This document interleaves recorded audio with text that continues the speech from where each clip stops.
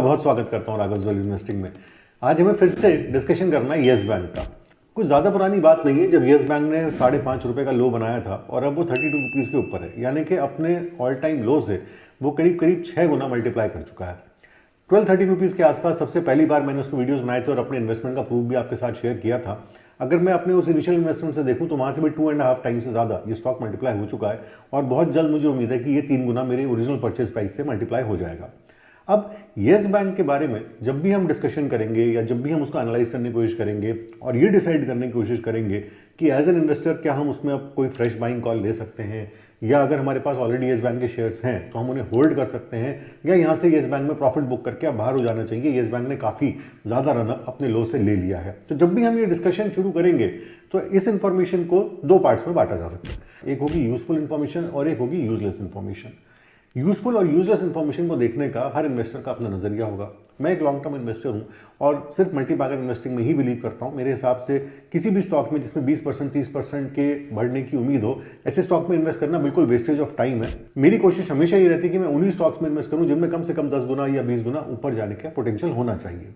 यही सोच के मैंने येस बैंक में इन्वेस्ट करा था। तो येस बैंक में इनिशियल इन्वेस्टमेंट करते समय मेरी क्या इन्वेस्टमेंट फिलॉसफी थी और आज जब येस बैंक 32 रुपीज के ऊपर हो चुका है तो हमें किन बातों का ध्यान रखना है, ये सारी बातें आज की वीडियो में हम डिस्कस करने की कोशिश करेंगे। आपसे रिक्वेस्ट है कि प्लीज वीडियो को लाइक जरूर करिएगा और चैनल पर नया है तो चैनल को सब्सक्राइब भी करिए। और ये बात ध्यान रखिएगा, ना तो मैं येस बैंक का प्रमोटर हूं, ना ओनर हूं, ना येस बैंक कोई मेरा पर्सनल प्रॉपर्टी है या मेरा कोई पर्सनल एसेट है जिसमें मैं किसी भी तरह की इन्वेस्टमेंट या डिसइन्वेस्टमेंट एडवाइस देने की कोई भी कैपेसिटी रखता हूं। येस बैंक स्टॉक मार्केट में लिस्टेड एक कंपनी है और सभी इन्वेस्टर पूरी तरीके से फ्री हैं कि अपनी फ्री विल के हिसाब से वो उसमें इन्वेस्ट कर सकते हैं या डिसइन्वेस्ट कर सकते हैं।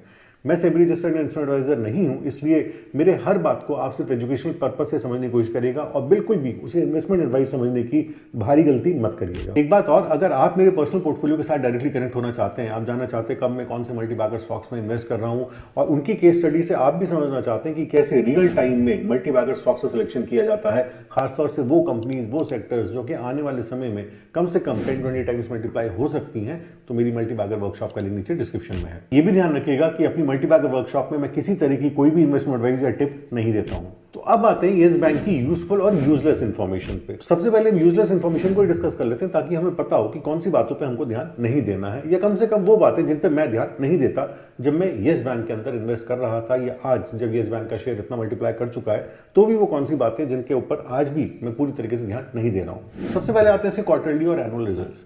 हम सबको पता है कि येस बैंक काफी सारी प्रॉब्लम से निकला है और वहां पे सीवियर कॉर्पोरेट गवर्नेंस इश्यूज रहे हैं। स्कैम के रूप में येस बैंक का पूरा खुलासा हम इन्वेस्टर्स के सामने आया था। ये स्कैम इतना बड़ा था कि येस बैंक की मार्केट कैप बहुत तेजी से क्रैश हुई थी और इसके प्रोमोटर्स तक को जेल जाना पड़ा था। उसके बाद येस बैंक को पूरी तरीके से आरबीआई ने अपने कंट्रोल में लिया और स्टेट बैंक ऑफ इंडिया ने इसमें मेजर शेयर होल्डिंग खरीद करके इसको कंट्रोल करना और इसको गवर्न करना शुरू करा।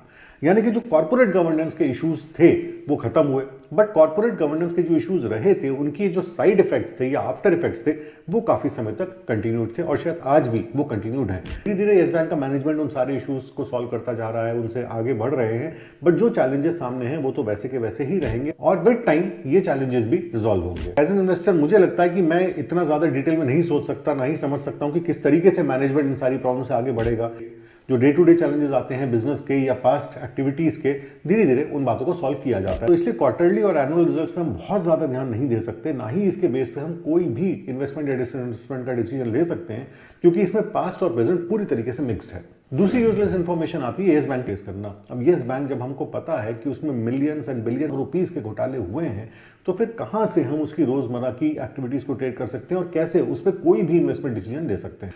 थर्ड पार्टली यूजलेस इंफॉर्मेशन आएगी उसकी बैलेंस शीट और उसके फाइनेंशियल एस्पेक्ट्स के वो हिस्से जहां पे उसके एनपीएस कंसिडर किए जाते हैं। अब जब येस बैंक की पूरी प्रॉब्लम ही उसके बैड लोन बुक की वजह से रही है और जिसके वेरियस स्टेप्स येस बैंक के मैनेजमेंट ने लिए हैं बहुत अलग अलग तरीके से उस पूरी डिस्ट्रेस्ड लोन बुक को सॉर्ट आउट करने के, तो हम आज भी सिर्फ 2-3 साल के बाद येस बैंक के एनपीएस को बहुत बारीकी से असेस नहीं कर सकते। अब हम आते हैं यूजफुल इन्फॉर्मेशन की तरफ। कौन सी वो बातें हैं जिनका ध्यान रखना एक इन्वेस्टर के लिए बहुत जरूरी है अगर हम येस बैंक में इन्वेस्ट कर रहे हैं। सबसे पहले आएगा स्कोप ऑफ ग्रोथ, यानी कि येस बैंक यहां से कितना ग्रो कर सकता है। अगर हम बैंकिंग सेक्टर को एज अ होल देखें तो इंडियन इकोनॉमी ने अभी सिर्फ उठना शुरू किया है। जैसा कि हमारे माननीय प्रधानमंत्री श्री नरेंद्र मोदी ने कहा है कि कुछ ही सालों में भारत विश्व की तीसरी सबसे बड़ी जीडीपी बन जाएगा। तो ऐसे में जब हम बात करते हैं इकोनॉमिक एक्सपेंशन की, तो ये इकोनॉमिक एक्सपेंशन बिना बैंक्स के तो पॉसिबल ही नहीं है। जब बैंक्स इस इकोनॉमिक एक्सपेंशन का पूरी तरीके से एक पार्ट बनेंगे और ये सारा पैसा बैंकों के थ्रू रूट होगा, तभी हमारी इकोनॉमी भी एक्सपैंड कर सकती है और एक मीनिंगफुल जीडीपी ग्रोथ हम अचीव कर सकते हैं।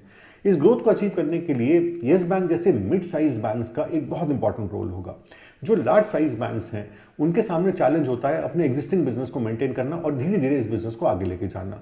जो भी बिजनेस वो अब तक अचीव कर चुके हैं, कहीं उसके अंदर कोई प्रॉब्लम्स ना हो। बट सबसे बड़ी अपॉर्चुनिटी होती है मिड साइज बैंक्स के सामने। Mid size bank generally aggressive business model पे काम करते हैं और अपने बिजनेस को कई गुना आगे ले जाने की कोशिश करते हैं ताकि वो भी एक लार्ज बैंक का स्टेटस अचीव कर सकें। और जहां तक येस बैंक का सवाल है, तो येस बैंक भी इस एग्रेसिवनेस में बिल्कुल भी पीछे नहीं है। तो अगर पहले यूजफुल पॉइंट की बात करी जाए, यानी कि स्कोप ऑफ ग्रोथ, तो येस बैंक के सामने बाकी बैंक्स की तरह एक अनलिमिटेड स्कोप ऑफ ग्रोथ है, क्योंकि बैंकिंग की प्रोग्रेस अनलिमिटेड रहेगी। दूसरी यूजफुल इन्फॉर्मेशन या यूजफुल पॉइंट रहेगा कॉर्पोरेट गवर्नेंस का। कॉर्पोरेट गवर्नेंस की बात पूरे वीडियो में मैंने कई बार रिपीट करी है।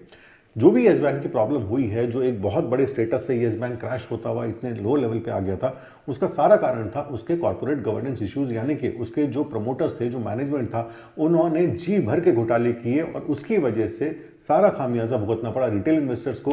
जब येस बैंक की स्टॉक प्राइस ऑलमोस्ट अपने हाई से 99% तक वाइप आउट हो गई थी। अब कॉर्पोरेट गवर्नेंस इश्यूज इस लेवल पे बार बार तो नहीं हो सकते, खास तौर से जब आप जितना भी कॉर्पोरेट गवर्नेंस इशू कर रहे थे वो सारा का सारा पब्लिक में आ चुका है, गवर्नमेंट उसका पूरी तरीके से नोट ले चुकी है, आरबीआई के डायरेक्टिव्स के अंडर वो बैंक काम कर रहा है, स्टेट बैंक ऑफ इंडिया का उसके अंदर मेजर स्टेक है और होल्डिंग इस समय काफी हद तक आरबीआई और स्टेट बैंक मिलकर उसकी कर रहे हैं। तो कॉर्पोरेट गवर्नेंस इश्यूज तो अब हमारे लिए ये पास्ट की बात हो गई। अगर येस बैंक जैसा एक mid size bank aggressively grow करने की कोशिश करता है और एक एबल और एफिशिएंट कॉर्पोरेट मैनेजमेंट के अंडर काम करता है, तो डेफिनेटली येस बैंक के सामने काफी ग्रोथ का पोटेंशियल है। Third useful point of discussion होगा कंपटीशन।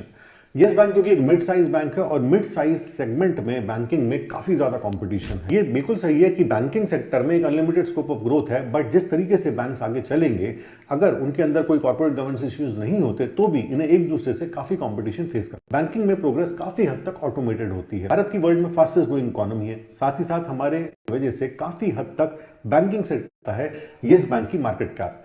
येस बैंक अभी भी एक मिड साइज बैंक है। अगर हम बैंकिंग सेक्टर की मार्केट कैप्स को देखें तो बैंकिंग सेक्टर की मार्केट कैप्स बाकी इंडस्ट्रीज की मार्केट कैप से अलग होती हैं, क्योंकि बैंकिंग सेक्टर जनरली थोड़ी सी एक्स्ट्रा मार्केट कैप कमांड करता है किसी भी क्राइटेरिया से। और बैंकिंग सेक्टर की मार्केट कैप्स के हिसाब से येस बैंक एक मिड साइज बैंक है। जैसे कि मैंने पहले भी कहा है कि मिड साइज बैंक्स के सामने सबसे बड़ी अपॉर्चुनिटी होगी ग्रोथ की। अगर हम इन सारी बातों को एक साथ एनालाइज करें तो डेफिनेटली येस बैंक यहां से एक बहुत इंटरेस्टिंग और बहुत ही टेम्पटिंग इन्वेस्टमेंट प्रोपोजिशन दिखती है।